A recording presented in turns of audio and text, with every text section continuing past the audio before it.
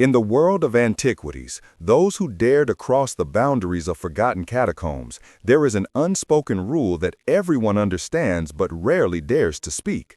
Matter has memory. People often have a naive belief that matter is inanimate, that a stone is just a stone, and a statue is just a sculpture made by human hands, nothing more, nothing less. We believe that time is linear and the past is dead, but the reality is much more cruel. When you touch an artifact, you are touching more than stone or metal. You are touching thousands of years of prayers, fears, sacrificial rituals, and sometimes even imprisoned rage. You do not own them. They haunt you. This story isn't some urban legend spun around a campfire. It's a chilling account of a small, faceless, emotionless limestone object. Archaeologists call it the Lady of Lemb, but its bloody history has earned it another name among Europe's secretive collectors over the past 100 years: Lady Death. Why the name? Because it doesn't just cause random accidents or illnesses. The statue works with brutal precision. It wipes out the entire lineage of whoever owns it. This is the journey of an object that purged 4 European aristocratic families, starting where it all began: Cyprus. Let's rewind to 1878. Cyprus was a harsh land of scorching sun, white dust, and ancient ruins scattered under old olive trees. It was an island at the crossroads of civilizations, where every inch of land hid the bones of fallen empires: Greek, Roman, Byzantine, Ottoman. It was also the time when the British Empire had just taken over the island, ushering in an era when British officers and aristocrats, with a Victorian passion for exploration and collecting, began to scour the island for treasures to bring home. In a small remote village called Lemb, or Lemba, a group of local workers are digging under the supervision of an English aristocrat, Lord Elphinstone. Elphinstone is the epitome of English aristocrats of the time: wealthy, arrogant, and obsessed with the ancient past. He is not an archaeologist by modern scientific standards, carefully examining each layer of earth. He is a collector. For people like Elphinstone, history is a giant souvenir shop, and he has the power and the money to take whatever he wants. Under the scorching Mediterranean sun, a worker's pickaxe suddenly hit something hard. The sound was not the clanging of metal, but the dull sound of stone hitting stone. The worker stopped, using his hand to brush away the thick layer of white chalk dust. Slowly, a figure emerged, dazzling under the sunlight. That was the moment the seal was opened. It was not gold, nor precious jade. It was a small statue, about 35 centimeters tall, carved from the white limestone typical of the region. Lord Elphinstone picked it up, feeling the weight of millennia in his hands. The statue dated from the Chalcolithic period, around 3500 BC. That meant it had been lying there in the darkness for over 5,000 years. It existed before the Egyptian pyramids were built, before the mythical fall of Troy. It was a witness to a primitive world we can barely imagine. The statue depicts a woman, but not a normal woman in anatomical proportions. It is a strangely stylized image, steeped in ancient religious symbolism. The neck is too long. The head is held high and proud. The arms are spread out or folded in front of the chest, and especially the hips are full, the hips of childbirth. But the most haunting thing is the face. The face of the statue is completely flat. No eyes, no mouth. Only a nose protrudes like a sharp blade. An expressionless, cold face, seemingly looking into the soul of the person facing it, but absolutely revealing nothing about itself. Archaeologists later identified this as a fertility idol. The ancients did not create it for decoration. They created it to worship life. It was placed in tombs or home altars to pray for the continuation of the lineage, the germination of seeds, the reproduction of livestock. Let's pause for a moment to feel this bitter and horrifying irony. An object born from the most intense desire of humankind to live, representing the womb, the birth, the cry of a newborn baby, is about to become the messenger of death. Can spiritual energy be corrupted over time? How did it change over 5,000 years of being buried, forgotten, isolated from sunlight and prayer? Perhaps a forgotten God had become a resentful entity. Or perhaps the very act of disturbing its 1,000-year slumber by rough foreign hands was an act of war. The locals of Lemb may have whispered warnings. There were ancient legends about not waking the old ones. But Elphinstone, with the confidence of a conqueror of the West, ignored them all. He saw only a unique decoration, a good story to tell by the fireplace in his castle in Scotland. He put the statue in a chest, packed it carefully, and shipped it back to England. Little did he know, he had just signed the death warrant for the entire Elphinstone clan. The scene changed abruptly from the hot, dry sun of Cyprus to the gray, damp skies and thick fog of Scotland. The Elphinstone family castle loomed large, ancient and gloomy, with moss-covered stone walls and long, drafty corridors. The statue of the woman of Lemb took pride of place in the drawing room. It stood there, stark white, oddly out of place against the polished black oak furniture and deep red velvet Victorian carpets. The contrast was chilling. A thing of the scorched desert now imprisoned in a cold northern castle. At first, it was the Lord's pride. He showed it off to his friends, told of his expeditions, of its incredible age. But then, the atmosphere in the castle began to change. No one could pinpoint exactly when. Perhaps it was the Lord's loyal hunting dogs that began barking uncontrollably in the dark corners of the room where the statue stood, their fur standing on end in fear of something unseen. Perhaps it was the chill that ran down one's spine when someone passed by it at night, as if eyes were watching, even though the statue had no eyes. Or it was the way the flickering light from the fireplace fell on the statue's smooth face, creating dancing shadows, making it seem as if it were moving, breathing.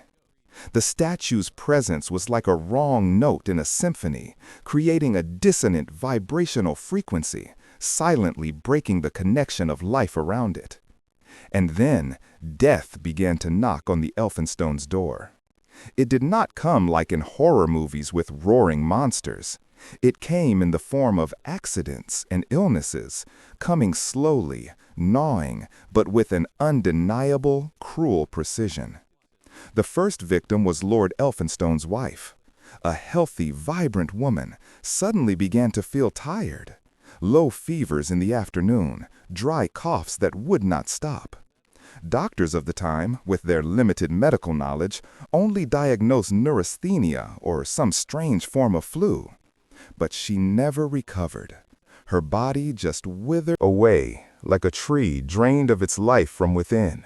She died just a few months after the statue was brought home, leaving a huge void in the family. The family grieved, but they accepted it as fate. In the Victorian era, death was a familiar visitor, and human lifespans were fragile. But then, the Grim Reaper turned his attention to more ruthless targets: children. The Elphinstones had children, heirs, the future of the family line. And the fertility statue, an object created to protect the continuation of the family line, seemed to have turned its back on its very purpose. It did not protect, it destroyed. One son fell from his horse during a routine hunting trip. It was a light fall on a familiar path, but the young man's neck was broken instantly, and he died without a word. Another died of a blood infection that started from a tiny scratch, a wound that medical science could not cure. Another member drowned in the family pond on a calm day, despite being a good swimmer. The deaths were random and isolated, but when strung together, they formed a pattern of doom. Imagine the atmosphere in that house. Once a crowded house, filled with laughter and chatter, the rooms gradually fell into a deathly silence. Dinners were increasingly crowded with fewer people sitting around the table. Black mourning clothes became everyday wear. Fear began to creep into the minds of the survivors.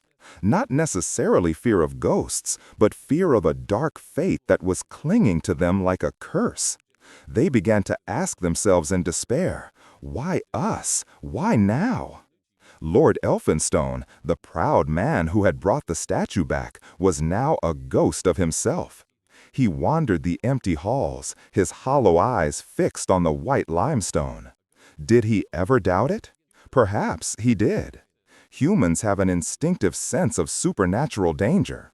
But his 19th century English aristocratic mind, his faith in science and civilization, would not allow him to believe in the curses of barbarians. He clung to probability, to randomness. He refused to believe that a stone could kill. His stubbornness cost him his life. Within 6 years, 6 short years after the statue left the soil of Cyprus, the Grim Reaper had wiped them all out. 7. That was the final count. Lord Elphinstone, his wife, his children, and the siblings who lived in the castle, all dead. Not a single Elphinstone remained in that house. The lineage was severed. The statue, meant to symbolize a multitude of children, had accomplished a terrible paradox. It had sterilized the family, a radical genetic erasure. The last image of the Elphinstone era is of a cold, abandoned house. The furniture is covered with dust. White sheets are draped over the chairs like shrouds. In the dim light of the living room, where the fireplace has long since gone out, the statue of Lady Death still stands there. The same flat, expressionless face. The same proud posture. It ate the life of a family, swallowed up an entire noble lineage. And now it waits, patiently. It knows that humans are curious and greedy creatures. Soon, the castle will be for sale. Soon, a new owner will come. A new victim will enter the door. The gates of hell have opened, and Lady Death's hunger is still not satisfied. Those who come after will think they are buying a precious work of art. They do not know that they are buying a one-way ticket to the graveyard. Hello, we continue our journey, following the bloody trail of this mysterious statue. In part 1, we witnessed the demise of the Elphinstone family. But the Lady of Death did not stop there. If the first case could be dismissed as a series of random Victorian accidents, what happened in the following decades turned coincidence into a cruel mathematical law. The statue did not rest in the ruins of the Elphinstone house. It found its way back into the world of light, looking for new hosts to continue its ritual of purification. After the death of the last Elphinstone, the family fortune was dispersed. The small limestone statue, a silent reminder of a 6-year tragedy, floated around the European antiques market. Around the turn of the century, around 1900, it found a new owner, Ivor Minucci. Unlike Lord Elphinstone, Ivor Minucci represented a new generation. If Elphinstone was an old-fashioned aristocrat fascinated by the romance of the past, Minucci was a man of the industrial age, more practical and less superstitious. When he bought the statue, he may have heard rumors of the Elphinstone curse. But to a modern man, those stories were just a spice to add value to the collection, a ghost story to tell guests at elegant dinner parties over a glass of brandy. He placed the statue in his living room, considering it a cultural trophy, a harmless decoration. But Minucci's atheism did not protect him. In fact, it seems his disrespect or indifference triggered the statue's destruction mechanism at an exponential rate. If it took the Elphinstone 6 years to be obliterated, the Minucci's had no such forgiveness. There were 4 members of the Minucci family, a modest, complete, and happy number. But as soon as the statue crossed the threshold, the countdown began. There was no lingering incubation period like the previous one. Death came violently and unexpectedly. Over the course of 4 short years, each member of the family fell. A funeral was held at the Minucci estate each year. There was no clear pattern to the cause of death: a sudden heart attack, a horse-drawn carriage accident, or a rapidly progressing lung disease. The only thing they had in common was the presence of the limestone statue in the house. By the 4th year, Ivor Minucci, the last remaining member, had also passed away, leaving behind an empty house and an airless art collection. The statue had once again fulfilled its mission: no witnesses. By this time, in the elite antiquities trade of London and Paris, the name the Goddess of Death began to be whispered with genuine apprehension. It was no longer a desirable antique. It was a hot potato, something coveted for its age-old beauty and feared for its dark history. But human vanity always finds a way to justify greed. The next victim was Lord Thompson Knoll. He was a powerful, wealthy man who believed his position was a surefire way to protect him from any misfortune. He bought the statue, perhaps with the intention of challenging fate, or simply believing that the previous deaths were mere statistical coincidences. But statistics cannot explain what happened next. The scenario repeated itself with chilling accuracy. The Thompson Knoll family also had 4 members, and once again, within 4 years, the statue had wiped out the house. This time, the destruction took place against a backdrop of more advanced medicine, but the best royal physicians were powerless. They could not diagnose the cause of the family's simultaneous decline in health. It was as if an invisible hand had turned the flame of their life down until it was extinguished. The fall of the Thompson Knoll family was a decisive blow to the collector's psyche. The Cyprus limestone statue was no longer an inanimate object. It had been recognized as a serial killer disguised as an antique. The statue disappeared from the public market for a short time, perhaps gathering dust in some auction house's warehouse where workers were afraid to touch it. But then, in the 1920s, the age of jazz and bohemianism, it resurfaced. Another aristocrat, Sir Alan Beaverbrook, decided to buy it. The Beaverbrook story is the most dramatic and pivotal chapter in the history of the Lady of Death. When Sir Alan brought the statue home, he had a wife and 2 daughters. He also had 2 grown sons.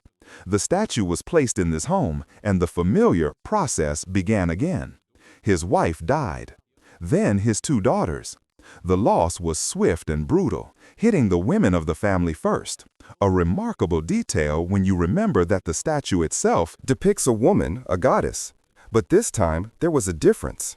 Sir Alan Beaverbrook was also dead, but his 2 sons were still alive. They stood in the middle of the large house, now cold and silent, looking at the limestone statue on its pedestal. They were the first in this tragic chain to have the chance to see the law before it consumed itself. They realized a terrible truth their father and the previous owners had understood too late. The statue did not attack the house, it attacked the bloodline. And if they kept it one more day, theirs would be the next names on the tombstone. The Beaverbrook line would be ended forever, like Elphinstone, Minucci, and Thompson Knoll. The 2 Beaverbrook sons are faced with a moral and existential crisis. What should they do about Lady Death? If they sold it, they could make a fortune. Despite the curse, there would always be curious people or private museums willing to pay a high price for such a scandalous object. But if they did, they would be transferring the death sentence to another innocent family. They would be complicit in the statue. Their conscience would not allow it. What if they destroyed it, smashed it into 1,000 pieces? This was the first thought that came to many people's minds. But the fear of the supernatural stopped them. If the evil force that resided in the statue was released from its limestone shell, would it dissipate? Or would it become even angrier, invisible, and uncontrollable? Would destroying the image of an ancient god bring a punishment worse than death? They needed a third solution, a neutralizing solution.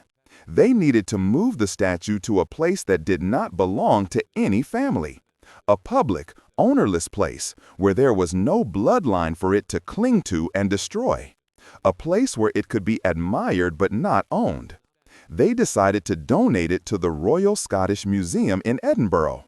It was a brave and wise decision. They sacrificed the financial value of the statue to save their lives. Own lives and stop the chain of deaths. The transfer procedures were carried out quickly. The statue was carefully packed, removed from the Beaverbrooks' private residence, and taken to the prestigious museum. But the Lady of Death seemed not to be content with being stripped of her power. Before being imprisoned forever behind glass, she managed to deliver one final blow as a reminder of her deadly nature. The museum's curator of archaeology, the man who had personally received, signed the paperwork, and held the statue in his hands to file it, died suddenly soon after. He was not a Biverbrook, he was not the owner, he was only the gatekeeper. But his death was a chilling message. Anyone who touched, anyone who interfered with the statue's journey would pay the price. It made no distinction between owner and servant. The death of the curator sent shockwaves through the Edinburgh hierarchy. They realized they had not just acquired an ordinary artifact, they had acquired a spiritual time bomb. Immediately, a strict but unwritten rule was established at the Royal Scottish Museum. The woman of Lemb was placed in a thick, sturdy glass case. It was sealed, and most importantly, no staff member was allowed to touch it with their bare hands or move it without extreme precautions. From then on, the statue stood silently behind its glass. It became a museum piece, its cold number replacing the family names. Under the neon lights of the gallery, it looked small, primitive, and harmless. Visitors walked by, glanced at it, read the few lines about the date 3500 DC, and walked on. They had no idea that they were standing inches away from an entity that had wiped out 3 entire families and destroyed another. They had no idea that the glass wasn't just to protect the statue from dust, but to protect humanity from the statue. The freedom of the Lady of Death has ended in Edinburgh. But the question remains, has the curse really been broken, or is it just sleeping, waiting for the day when the glass breaks and a bare human hand foolishly touches her cold limestone flesh? In the silence of the museum, one sometimes feels an invisible gaze from that eyeless face, a gaze that penetrates time, reminding us that in the war between humans and the ancient forces, humans have never really won. Hello, we have been through the bloody journey of Lady Death through 2 centuries. Now we enter the final card of the script. This is not a list of deaths anymore, but a real autopsy. We will stand before the glass cage in Edinburgh, peeling back the layers of mystery in the light of science, psychology, and even the darkest metaphysical theories. This is part 3 of the script, Silence Behind the Glass and the Final Mystery. The Lady of the Dead, Decoding the Curse, and the View from Behind the Glass. As the doors of the Royal Museum of Scotland, now the National Museum of Scotland, closed behind the statue, a violent chapter in history seemed to have ended. Lady Death no longer sat on an aristocratic mantelpiece, no longer breathed the air of lavish dinner parties, and most importantly, no longer belonged to any particular bloodline. She became public property. She became a number in an inventory, A 1957.23, a hypothetical designation for the purposes of the script, symbolizing anonymity. But her presence behind thick bulletproof glass in Edinburgh poses to us, people of the 21st century, armed with science and reason, a poignant question. What really happened? How could a lifeless block of limestone, less than 2 handspans high, wipe out 3 entire clans and destroy another? How can we explain this curse without resorting to demons? Or are there hidden corners of reality that science has yet to illuminate? Let's play devil's advocate and dissect this mystery through 3 different lenses: historical coincidence, forensic biology, and psychiatry. First lens, probability and the ghost of the times. Coincidence? Before we believe in the curse, we must look at the context of the times. The story of Lady Death takes place mainly from the late 19th century to the early 20th century, approximately 1878 to 1920. To us today, the death of an entire family within a few years is a shocking, absurd event. But in that era, death was a familiar guest knocking on every door. It was an era before the widespread use of penicillin.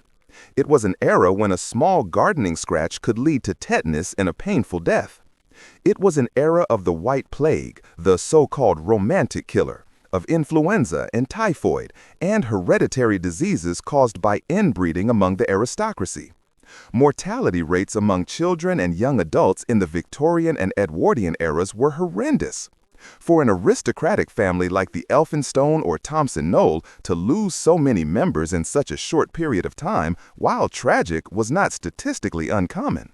Perhaps the statue was simply a silent witness, just there when the tragedies occurred. Psychologists call this phenomenon apophenia, or patternicity, the tendency of the human brain to always try to find meaningful connections between random events. We do not accept randomness. We do not accept that a child falling off a horse and dying is just bad luck. We need a reason, a culprit. And the strangely shaped limestone statue coming from an ancient tomb is the perfect scapegoat for the human mind to blame for its misfortunes. According to this hypothesis, the curse does not lie in the statue, but in the fear and need for meaning in the face of inevitable death. However, this hypothesis faces a major obstacle: radical-lady. Coincidence might explain 1 or 2 families, but 4 families in a row, and doom always 100% of the members possess? The probability of randomness repeating such a perfect pattern is incredibly low, so low that it defies even the most skeptical mathematicians. Second lens, biological killer, the curse of the pharaoh. If we remove the random element but still deny the demonic element, what are we left with? We are left with physics and biology. Look at the material of the statue, limestone. Limestone is a sedimentary rock that is porous, containing billions of tiny pores. It acts like a hard sponge. It absorbs moisture and retains microorganisms. This statue has been lying in the damp earth of the village of Lemb, Cyprus, for 5,000 years. It may have been in a mass grave or a ritual burial pit. Scientists have proven that the curse of the pharaohs in Egypt is actually caused by ancient molds, like Aspergillus niger, or toxic bacteria that have existed in the sealed environment of the tomb for thousands of years. When the tomb is opened, these spores are released. Is the Lady of Death a mobile disease reservoir, vector? It is possible that the statue absorbed some kind of extremely toxic fungal spores or some kind of ancient bacteria from the soil of Cyprus. When Lord Elphinstone brought it back to Europe and placed it in the warm, enclosed environment of the castles, fireplaces, velvet carpets, little ventilation, these spores began to awaken and spread into the air. People living in the house, especially those who had close contact with the statue, cleaning, admiring, would breathe in these invisible pathogens. It did not kill immediately like poison. It caused a gradual decline in the immune system, chronic lung infections, or triggered severe allergic reactions that led to wasting away. This would explain the deaths from strange diseases, wasting, or unexplained fevers that the victim suffered. It would also explain why, when the statue was sealed in its glass case at the museum, the death stopped. The source of infection was isolated. Here's a creepy, realistic theory. The statue doesn't need magic to kill. It kills with the poisonous breath of the past. Third lens, egregore and thought force, spirituary aspect. But there are deaths that are not caused by disease. There are broken necks, drownings, violent events. Bacteria cannot knock a man off a horse. Mold cannot drown a man in a lake. Here we enter the land of the darkest metaphysical hypotheses, the concept of egregore, thought force, and haunted object. In Western mysticism and Eastern spirituality, an object that has been worshipped for millennia is no longer inanimate. It accumulates energy. The statue from Lemb was created to honor the goddess of fertility. For thousands of years, it has absorbed prayers and intense desires for life, sex, and blood. It is a spiritual battery filled with primordial energy. When dug up and taken out of its sacred context, that energy is not lost, but it is metamorphosis. It is an insult to turn a god into a decorative toy. But more importantly, it is fear of the people who raised it. Imagine this. When the Elphinstone family began to die, rumors spread. Fear set in. By the time the statue reached the Minuches, Thompson Knoll, and Beaverbrooks, it had acquired the reputation of Lady Death.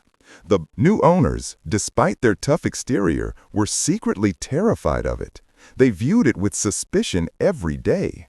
Spiritual energy works on a feedback mechanism. Fear is a very powerful form of energy. 4 families, dozens of people, stuffed this statue with a huge amount of negative energy, panic, and the idea of death. They unwittingly turned it into an egregore, an independent thinking entity. The statue becomes a dark mirror. It reflects back its owner's own fears in physical form. Do they fear the extinction of their lineage? It will do just that.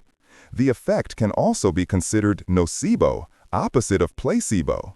If you absolutely believe that an object will kill you, your body will produce extreme stress responses, weaken your immune system, lose concentration, leading to accidents, and eventually self-destruct.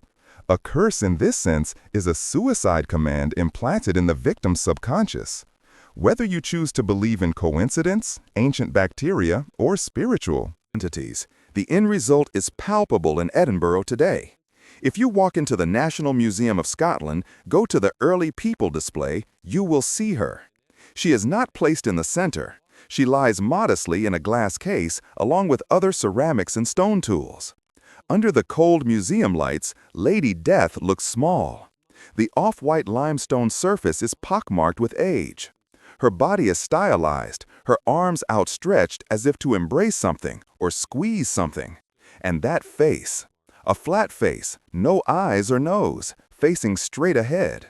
Visitors pass her every day. Children press their noses to their glasses to look at her. They are safe. Why? Because they are not known grandma. The statue's curse seems to be tied to ownership, to treating her as private property, to confining her to a private home. In the museum, she belongs to everyone and to no one. She has found a new kind of shrine where people come to admire her with curiosity and respect, albeit historical respect, not as death. Vanity. Still, the museum's rules are strict. The statue is housed in a separate glass case. Museum staff, who know the A1957.23 file well, rarely move it. And when they do, they always wear gloves and move quickly and carefully, as if handling an unexploded nuclear explosive. Because they remembered their predecessor, the museum curator, who died shortly after receiving the statue from the Beaverbrook brothers.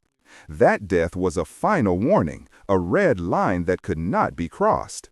The Lady Death still stands there, silently watching the people pass by. The protective glass is not just there to keep her out of the dust. It is there to protect us from her. The story of the statue from Lemb is a chilling testament to the limits of human existence. We can dig up the past, we can display history behind glass, but we can never truly control the forces that have lain dormant for millennia. There are doors that, once opened, can never be closed again. And there are objects, no matter how small, that carry the weight of destiny. The Lady of Death is not sleeping. She is just waiting for someone foolish enough to break that glass.